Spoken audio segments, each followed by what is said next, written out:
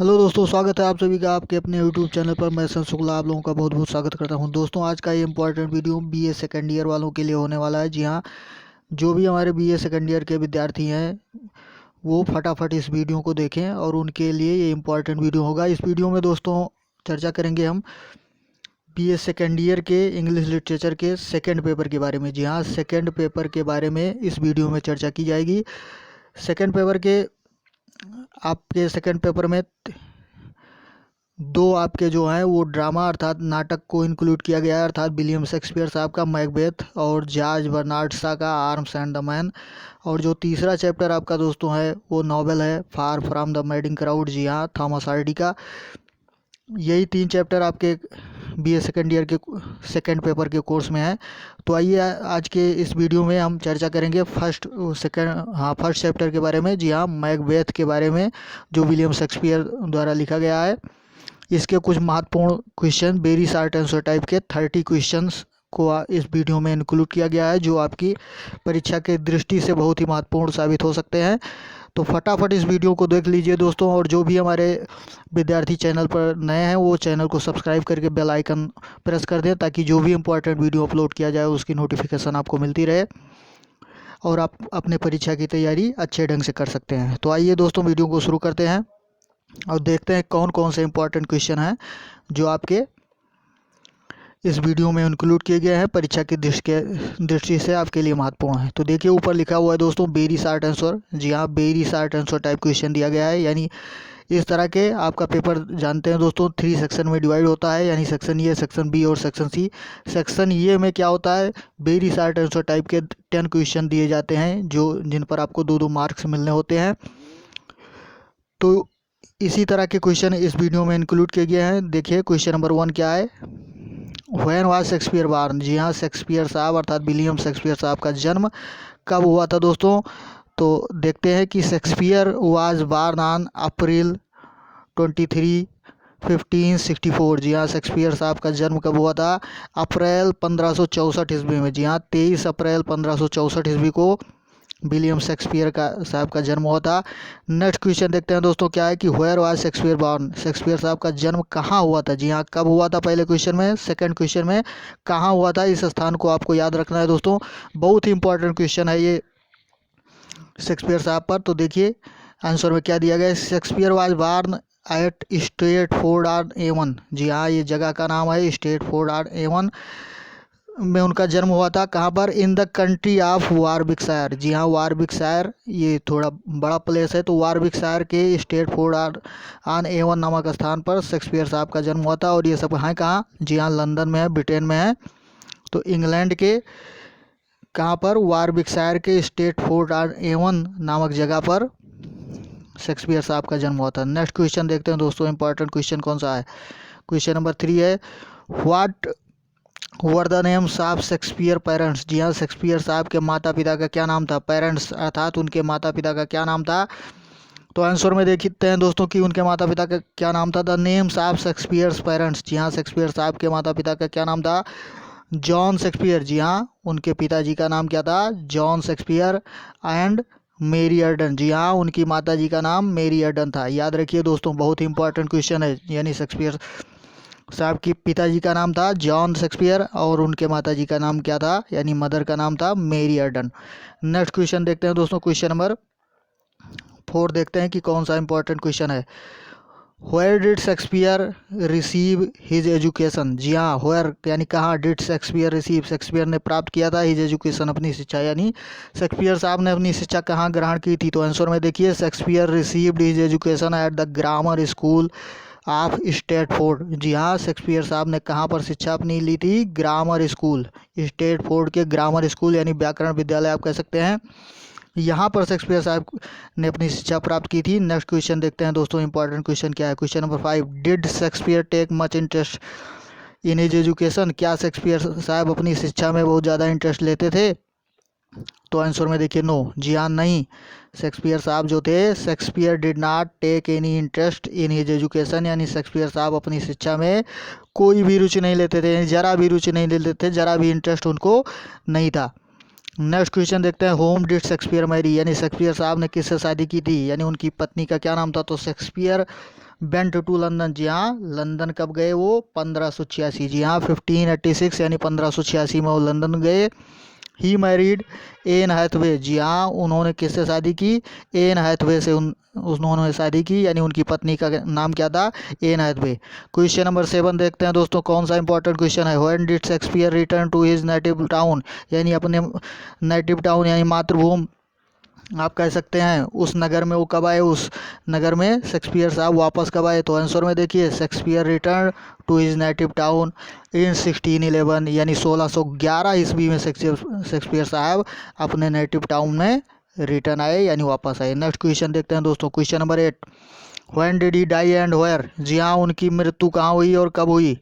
When यानी कब उनकी मृत्यु हुई, एंड वेयर, जी हाँ उनकी मृत्यु कब और कहाँ हुई। तो आंसर में देखिए, शेक्सपियर डाइड ऑन अप्रैल 23, 1616, जी हाँ शेक्सपियर साहब की मृत्यु कब हुई थी, 23 अप्रैल 1616 ईस्वी में एट ऑन एवन, जी हाँ एवन में उनकी मृत्यु हुई थी 23 अप्रैल 1616 ईस्वी में। नेक्स्ट क्वेश्चन देखते हैं, question number 9, what place does Shakespeare occupy as play writer among the English dramatist, जी हाँ इंग्लिश ड्रामेटिस्ट जो थे यानी अंग्रेजी नाटककार जो थे, उनके बीच में शेक्सपियर साहब को कौन सा स्थान यानी क्या स्थान प्राप्त हुआ था। ऑक्यूपाई यानी कौन सा स्थान उन्होंने प्राप्त किया था, कहाँ पर, एमंग द इंग्लिश ड्रामेटिस्ट यानी अंग्रेजी साहित्यकारों अंग्रेजी नाटककारों के बीच में। तो आंसर देखिए दोस्तों, Shakespeare occupied the first place, जी हाँ पहला स्थान उनको प्राप्त हुआ among the English play writer, यानी अंग्रेजी नाटककारों के बीच में उनको पहला स्थान प्राप्त था, यानी सबसे बड़े नाटककार के रूप में शेक्सपियर साहब को जाना जाता है, तो पहला स्थान उनको प्राप्त हुआ था। नेक्स्ट क्वेश्चन देखते हैं दोस्तों कि क्या है इंपॉर्टेंट क्वेश्चन। क्वेश्चन नंबर 10 है, what kind of play did Shakespeare wrote, Shakespeare साहब ने किस प्रकार के प्लेज लिखे हैं, नाटक लिखे हैं उन्होंने। तो आंसर में देखिए, शेक्सपियर रोट कॉमेडीज, जी हाँ कॉमेडीज नाटक यानी जिसे आप सुखांत नाटक कह सकते हैं, ट्रेजेडीड यानी दुखांत नाटक, और हिस्टोरिकल प्लेज अर्थात ऐतिहासिक नाटक, एंड रोमांसेस, ये 4 प्रकार के नाटक शेक्सपियर साहब ने लिखे हैं, प्ले लिखे हैं उन्होंने। नेक्स्ट क्वेश्चन देखते हैं दोस्तों, क्वेश्चन नंबर 11 क्या है, write the 4 great tragedy of Shakespeare, जी हाँ बहुत ही इंपॉर्टेंट क्वेश्चन है दोस्तों आपके लिए ये। शेक्सपियर साहब के जो 4 महान ट्रेजेडी थे यानी दुखांत नाटक थे, उनका नाम लिखिए। तो देखिए आंसर में लिखा हुआ है द 4 ग्रेट ट्रेजेडी, यानी शेक्सपियर साहब की 4 जो महान ट्रेजेडी थी वो कौन थी। शेक्सपियर आर हैमलेट, जी हाँ पहली उनकी Hamlet, Othello, Macbeth and King Lear, जी हाँ उनकी चारों ट्रेजेडी का नाम क्या है, Hamlet, Othello, Macbeth and King Lear, ये बहुत ही फेमस ट्रेजेडी शेक्सपियर साहब की थी। नेक्स्ट क्वेश्चन देखते हैं दोस्तों, क्वेश्चन नंबर 12 देखिए, राइट 4 कॉमेडीज ऑफ शेक्सपियर, जी हाँ शेक्सपियर साहब की 4 महान कॉमेडीज के बारे में, यानी जो सुखांत नाटक थे उनके बारे में बताइए, क्या क्या हैं वो, क्या नाम है उनके।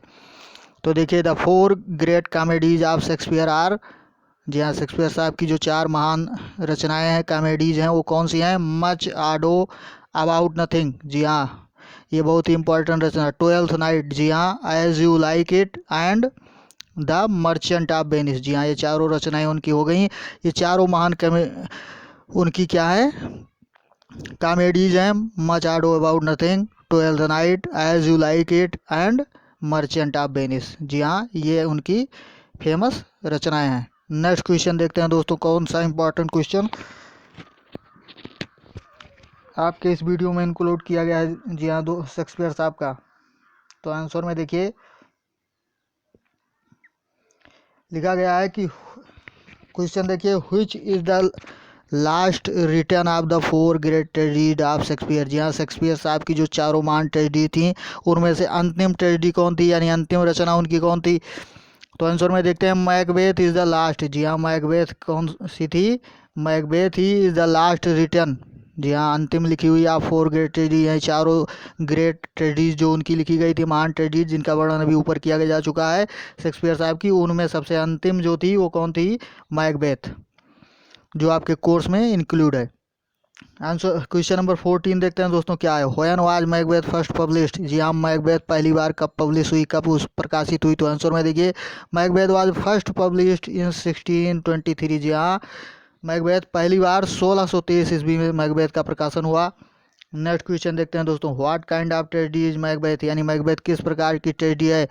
आंसर में देखिए, Macbeth is the tragedy of ambition. जी हाँ, मैकबेथ जो है वो महत्वाकांक्षी या महत्वाकांक्षा की ट्रेजेडी है, यानी दुखांत नाटक है। नेक्स्ट क्वेश्चन देखते हैं दोस्तों, क्वेश्चन नंबर 16, कौन सा इंपॉर्टेंट क्वेश्चन है। What is key note of the tragedy of Macbeth. जी हाँ, मैकबेथ ट्रेजेडी जो है उसका की नोट यानी मुख्य बिंदु जो है वो कौन सा है। आंसर देखिए, the key note of tragedy of Macbeth is fair is foul and foul is fair. जी हाँ, जो मैकबेथ का की नोट है वो क्या है, fair is foul and foul is fair.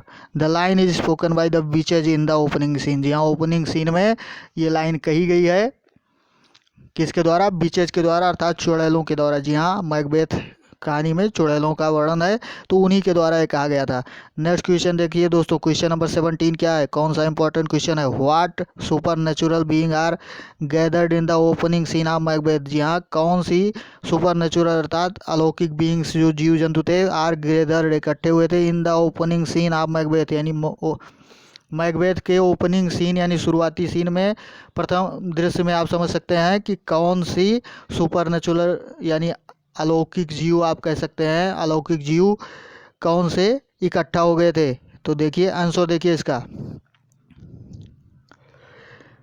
3 witches are gathered in the opening scene of Macbeth. जी हाँ, मैकबेथ के ओपनिंग सीन में क्या इकट्ठा हो गए थे, 3 विचेज यानी 3 चुड़ैलें आप कह सकते हैं इकट्ठा हो गई थी। Where do the 3 witches meet together and in what kind of weather. जी हाँ, क्वेश्चन नंबर 18 देखिए कि कहाँ पर वो तीनों विचेज जो थी अर्थात तीनों चुड़ैलें जो थी वो कहाँ पर एक साथ मिली थी, in what kind of the weather, मौसम कैसा था। तो आंसर देखिए, द 3 विचेज मीट टूगेदर यानी एक साथ मिली कहाँ पर, डिजर्ट प्लेस। जी हाँ, एक सुनसान एरिया या मरुस्थलीय एरिया आप कह सकते हैं, तो उससे एक सुनसान उजड़े या वीरान जगह पर वो मिली। इन फॉग स्टॉर्मी वेदर, और मौसम कैसा था, कोहरे वाला एक तूफानी मौसम था। जी हाँ, तूफानी कोहरे वाला मौसम था, तो वहाँ पर क्या हुआ था, वो दोनों मतलब वो तीनों आपस में मिली थी। नेक्स्ट क्वेश्चन देखते हैं 19, when do the witches decide to meet again and where. जी हाँ, विचेज ने ये कब निर्णय किया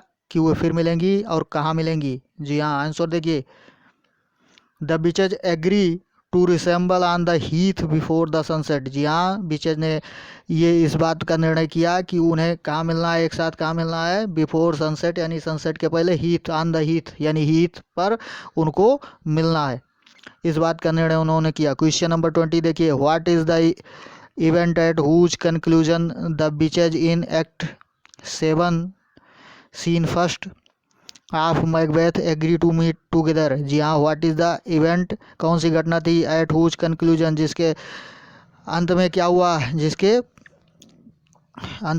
कि the bitches in act 7 scene first, यानी जो बिचेज थी वो एक्ट 7 के यानी 7वें एक्ट के पहले दृश्य में ऑन मैकबेथ यानी मैकबेथ के एग्री टू मीट टुगेदर यानी एक दूसरे से मिलने के लिए सहमत हुई। आंसर में देखिए, the beaches agree to meet together यानी बीचेज जो थी, चुड़ैलें जो थी वो एक दूसरे से मिलने के लिए सहमत हुई। When the battle has been lost, यानी जब युद्ध हारा जाए, बाई वन साइड एक साइड के एक पक्ष से युद्ध हारा जाए, and on by the other यानी दूसरे के द्वारा जीता जाए, अर्थात जब युद्ध की समाप्ति हो जाए, कोई एक पक्ष जीत जाए युद्ध को, दूसरा पक्ष हार जाए, तब उन्होंने इस बात का निर्णय किया कि उस समय हम मिलेंगे एक साथ। नेक्स्ट क्वेश्चन देखते हैं दोस्तों, question number 21, what do the witches intend to meet together again on the heath. यहाँ फिर से देखिए 21 नंबर question, why do the witches intend to meet together again, यानी बिचेज ने यानी चुड़ैलों ने दोबारा एक साथ मिलने के लिए क्यों कहा, और उसके बाद ऑन द हीथ यानी हीथ पर, their purpose is evident from the statement of the third witch in Macbeth. ये एक्ट फर्स्ट और सीन फर्स्ट। जी हाँ, एक्ट फर्स्ट और सीन फर्स्ट में डियर पर्पज उनका उद्देश्य जो था, is evident from the statement यानी उस स्टेटमेंट का तथ्य था, उस कथन का, ऑन द थर्ड बीच यानी थर्ड बीच यानी तीसरी चुड़ैल जो मैकबेथ के सीन फर्स्ट में और एक्ट फर्स्ट में जो स्टेटमेंट उसने कहा था, तो उसी उद्देश्य की पूर्ति के लिए क्या हुआ था कि उन्होंने मिलने के लिए निर्णय किया था। तो आंसर में देखिए कि the three witches agree to meet together on the heath in order to meet with Macbeth. जी हाँ, किसके लिए? जो थ्री विचेज जो तीनों चुड़ैलें थी, एग्री सहमत हुई टू मीट टुगेदर एक साथ मिलने के लिए ऑन द हीथ हीथ पर, in order to meet with Macbeth यानी मैकबेथ से मिलने के लिए। जी हाँ, मैकबेथ से मिलने के लिए वो तीनों चुड़ैलें एक बार फिर से एक साथ इकट्ठा हुई थी। क्वेश्चन नंबर 22 देखिए, who is Duncan and what is his relation to Malcolm and Donald. जी हाँ, डंकन कौन है और उनका क्या संबंध है मैलकॉम एंड डोनाल्ड से? जी हाँ, डोनाल्ड और मैलकॉम से डंकन का क्या संबंध है और डंकन कौन है? आंसर देखिए दोस्तों कि डंकन कौन है। Who Duncan is the king of Scotland. जी हाँ, डंकन स्कॉटलैंड के राजा हैं। Malcolm and Donald are his son, यानी मैलकॉम और डोनाल्ड कौन है? उनके पुत्र हैं। जी हाँ, मैलकॉम और डोनाल्ड किसके पुत्र हैं? किंग डंकन के। जी हाँ, राजा डंकन के पुत्र हैं। और डंकन कौन है? स्कॉटलैंड के राजा हैं। नेक्स्ट क्वेश्चन देखिए 13, who is Sweno referred to in Macbeth act first scene second. यानी स्वेनो जो है वो किसे रिफर करता है मैकबेथ में, यानी पहले एक्ट में और पहले एक्ट और दूसरे सीन में किसे रिफर करता है? तो Sweno is the king of Norway. Sweno कौन है? किंग ऑफ नॉर्वे, यानी नॉर्वे के राजा हैं। जी हाँ, नॉर्वे देश का नाम है, नॉर्वे देश के वो राजा हैं। नेक्स्ट क्वेश्चन देखते हैं दोस्तों, कौन सा इंपॉर्टेंट क्वेश्चन है। Who has been described Bellona's bridegroom and why in Macbeth Act First Scene Second। जी हाँ, Who has been described किसका वर्णन किया गया है? बेलोनाज ब्राइडग्रूम, ब्राइडग्रूम यानी आप कह सकते हैं वर या दूल्हे के रूप में किसका वर्णन किया गया है? बेलोना के दूल्हे या वर के रूप में किसका वर्णन किया गया है? और वाई इन मैकबेथ, और क्यों वर्णन किया गया है मैकबेथ के एक्ट फर्स्ट और सीन सेकंड में? तो आंसर देखिए, in Macbeth act first scene second, यानी पहले एक्ट के दूसरे दृश्य में मैकबेथ में क्या किया गया है? रोज ने रिफर्स टू मैकबेथ, यानी मैकबेथ को बेलोनाज ब्राइडग्रूम यानी बेलोना के ब्राइडग्रूम अर्थात दूल्हे या वर के रूप में उनका वर्णन किया है। वाई वर्च्यूज ऑफ ब्रेवरी, यानी उनके बहादुरी के गुण के कारण। Bellona was the Roman goddess of. जी हाँ, बेलोना कौन थी? रोमन गॉडेस थी। गॉडेस ऑफ बाटल कह सकते हैं कि गॉडेस ऑफ बाटल यानी युद्ध की देवी आप कह सकते हैं। बेलोना कौन है? बेलोना रोम के युद्ध की देवी है। नेक्स्ट क्वेश्चन देखते हैं दोस्तों, क्वेश्चन नंबर 25 यहाँ पर दिया गया है, यानी 25वां क्वेश्चन दिया गया है। 25वां कौन सा इंपॉर्टेंट क्वेश्चन है देख लीजिए यहाँ पर।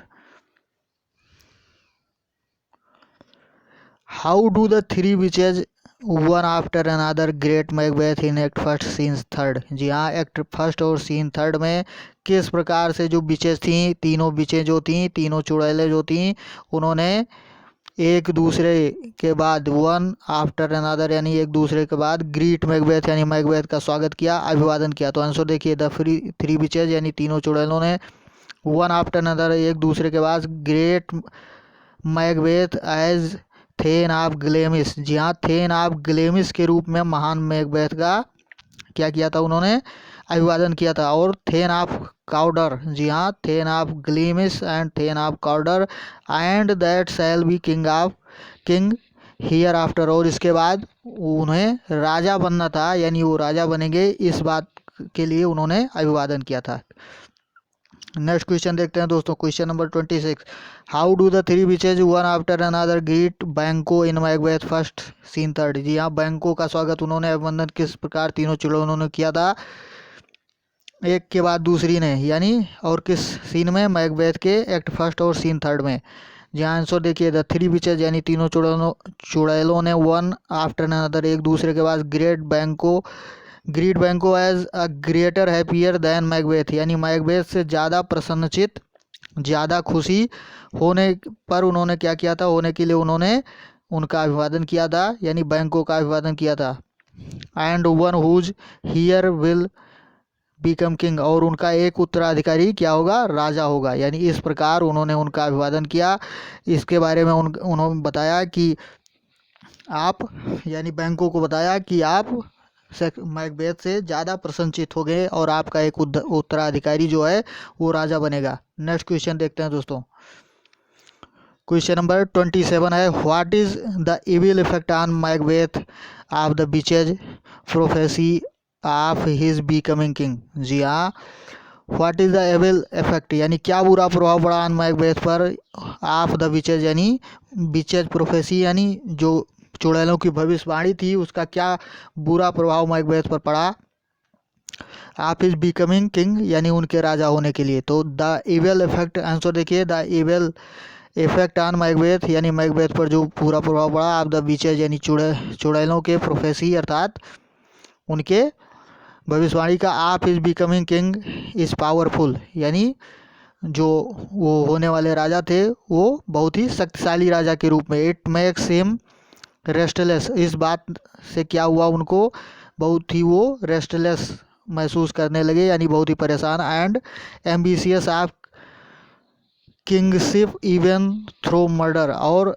इस प्रकार के वो महत्वाकांक्षी राजा बन गए जिससे वो क्या इवन थ्रो मर्डर यानी हत्याओं के बल पर, यानी हत्याओं के बल पर उनके अंदर ये महत्वाकांक्षा जाग गई मैकबेथ के अंदर कि वो पावरफुल होकर यानी शक्तिशाली और शक्ति का प्रयोग करके और हत्या के द्वारा वो राजा बन सकते हैं या राजा बनेंगे। क्वेश्चन नंबर 28 देखिए, when Duncan announces Malcolm as the heir of his throne and makes him Prince of Cumberland. Act first, scene fourth. What is Macbeth's reaction against it? जी हाँ, व्हेन डंकन, जब डंकन ने announce कर दिया यानी घोषणा कर दी कि मेलकॉम को as the heir of his throne यानी मेलकॉम को अपने हेयर यानी उत्तराधिकारी के रूप में ऑफ हिज थ्रोन यानी अपने सिंहासन का उत्तराधिकारी उन्होंने उन्हें घोषित कर दिया। And max him Prince of Cumberland, और कम्बरलैंड का राजकुमार उन्हें घोषित कर दिया पहले एक्ट के चौथे सीन में। तो व्हाट इज मैकबेथ रिएक्शन, तो इस पर मैकबेथ का क्या रिएक्शन हुआ अगेंस्ट इट यानी इसके विरुद्ध में। तो आंसर देखिए कि when Duncan makes his son Malcolm is heir to the throne, यानी जब डंकन ने अपने पुत्र को हेयर टू द थ्रोन यानी थ्रोन का सिंहासन का उत्तराधिकारी घोषित कर दिया, तो Macbeth decide to remove him from his way, तो मैकबेथ ने निर्णय किया कि उसको अपने से फ्रॉम हिज वे यानी अपने रास्ते से रिमूव कर देने का अर्थात हटा देने का यानी अपने रास्ते से हटाने का निर्णय मैकबेथ ने किया। नेक्स्ट क्वेश्चन देखते हैं दोस्तों, question number 29, What is Lady Macbeth's reaction to Bitch's prophecy on Macbeth's becoming king, यानी मैकबेथ के राजा होने पर जो बिचेज की प्रोफेसी थी अर्थात चुड़ैलों की जो भविष्यवाणी थी तो उस पर लेडी मैकबेथ का क्या रिएक्शन था, क्या प्रतिक्रिया थी उनकी। लेडी मैकबेथ दोस्तों मैकबेथ की पत्नी अर्थात लेडी मैकबेथ। नेक्स्ट क्वेश्चन देखते हैं दोस्तों, हाँ आंसर देखते हैं दोस्तों इसका। When lady Macbeth reads the prophecy in her husband's letter, यानी जब उन्होंने अपने पति के लेटर में चुड़ैलों की प्रोफेसी को पढ़ा अर्थात उनकी भविष्यवाणी को पढ़ा, तो सी प्रिपेयर हर माइंड, जी हाँ सी प्रिपेयर हर माइंड, वो तैयार कर लेती है अपने मन को यानी मन से तैयार हो जाती है for the murder of Duncan, यानी डंकन की हत्या के लिए, मर्डर अर्थात हत्या के लिए ऑफ डंकन, डंकन यानी स्कॉटलैंड के राजा की हत्या के लिए वो तैयार कर लेती है अपने आप को। नेक्स्ट क्वेश्चन देखते हैं, क्वेश्चन नंबर 30, हु सेज, जी हाँ who says this and whom and when, जी हाँ हु सेज कौन कहता है, दिस यानी ये, एंड टू हुम यानी किससे, एंड व्हेन और कब, यानी कौन किससे और कब ये बात कहता है। तो आंसर देखिए, हाँ पहले इसमें देखिए कौन सी बात दी गई है क्वेश्चन में, look like the innocent flower, यानी इनोसेंट फ्लावर एक निर्दोष फूल की तरह दिखना, but be the serpent under, लेकिन मन में सांप की तरह होना, जी हाँ जिसे आस्तीन का सांप आप कह सकते हैं। तो ये बात कौन कहता है और किससे कहता है और कब कहता है। तो आंसर में देखिए कि the above statement is part of Lady Macbeth advice, जी हाँ ये लेडी मैकबेथ के द्वारा कही गई बात है, उनकी सलाह, मैकबेथ एडवाइज यानी उनकी सलाह का एक क्या है भाग है, टू हर हस्बैंड, यानी ये सलाह उन्होंने किसको दी थी, अपने हस्बैंड को दी थी, before Kings Duncan arrival at her कास्टल, यानी जो किंग डंकन थे, राजा डंकन थे, उनके दुर्ग में पहुंचने से पहले, जी हाँ, उसके दुर्ग में अर्थात लेडी मैकबेथ के दुर्ग में पहुंचने से पहले उन्होंने ये सलाह अपने पति को दी थी। किसने? लेडी मैकबेथ ने मैकबेथ को ये सलाह दी थी। तो दोस्तों आज के वीडियो में बस यही 30 इंपॉर्टेंट क्वेश्चनों को इंक्लूड किया गया है। अभी और सारे इंपॉर्टेंट क्वेश्चन हैं, वेरी शॉर्ट आंसर और लॉन्ग आंसर, यानी वेरी शॉर्ट आंसर टाइप के क्वेश्चन जो हैं वो अभी और भी बहुत इंपॉर्टेंट क्वेश्चन हैं जो नेक्स्ट वीडियो में आपको अपलोड करा दिया जाएगा। वीडियो लंबा हो जाता है, इसके लिए कुछ ही क्वेश्चनों को यानी 30 क्वेश्चन को केवल इसमें इंक्लूड किया गया है। तो दोस्तों अगर जानकारी अच्छी लगी हो तो वीडियो को लाइक शेयर और कमेंट करना ना भूलें दोस्तों, और अपने मित्रों को ज़रूर शेयर करें, उनको भी बताएं कि आप इस चैनल पर इंग्लिश से संबंधित, यानी चाहे बीए फर्स्ट ईयर हो, सेकेंड ईयर हो, थर्ड ईयर हो या इंटरमीडिएट हो, हर प्रकार के हर कोर्स से रिलेटेड वीडियो आपको उपलब्ध मिलेंगे। तो दोस्तों जो भी एक बार फिर से आपसे कहना है कि ये जो भी हमारे मित्र चैनल पर नए हैं वो क्या करें, चैनल को तुरंत सब्सक्राइब कर लें। सब्सक्राइब करने का बाद बेल आइकन प्रेस कर दें ताकि वीडियो की नोटिफिकेशन सीधे आपको मिलती रहे जैसे ही वीडियो अपलोड हो। तो आज के वीडियो में दोस्तों इतना ही। धन्यवाद, मिलते हैं अगले वीडियो में। जय हिंद।